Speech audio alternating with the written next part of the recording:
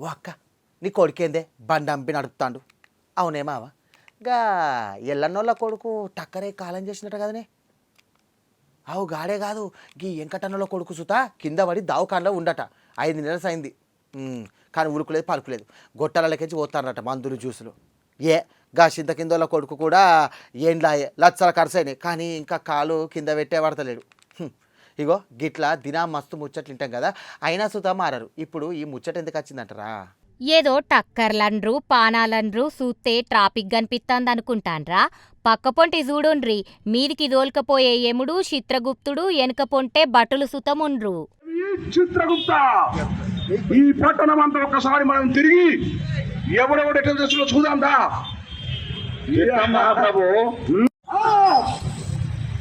ఎవడి మానవుడు ఈ మిర్యాల కూడా సంతరం ఎందు హెల్మెట్ లేకుండా మిరియాల కూడాకి అందగాడని అనుకోని వాయమ్ము గీళ్ళేంది మీదుండక కిందికొచ్చిండ్రంటే, కింద కథలు పడితే డైరెక్ట్ మీదికి ఓవుడే.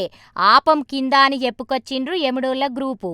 చేతిల బండుంటే చిన్న పోర్లు సుతం స్టంట్లు వేయవట్టే, ఉరికిచ్చి నడిపియవట్టే. హెల్మెట్లు పెట్టరు, లైసెన్సులుండయి, రాంగు రూట్లో పోతారు. రేసిస్తే 100లో పోతుంది బండి. గుద్దితే ఆల్లో లేకపోతే ఈల్లో కథము. చెప్తినరు. రూల్స్ పాటించుండ్రంటే అబ్బే అవన్నీ నడవే అంటారు.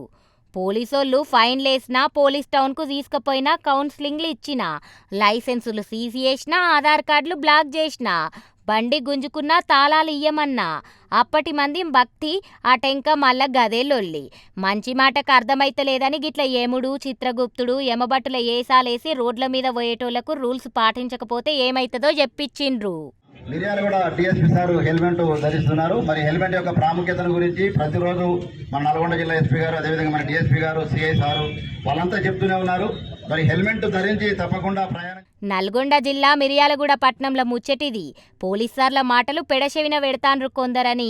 పడితే పైలోకాలకే ఎంబటే తీసుకుపోతాం, ఊకోము, ఉపేక్షించమనే రేంజులా ఎముడి డైలాగులతోటన్నా మారతారని ఇగో గిట్ల ఏపిచ్చిండ్రు పోలీసార్లు.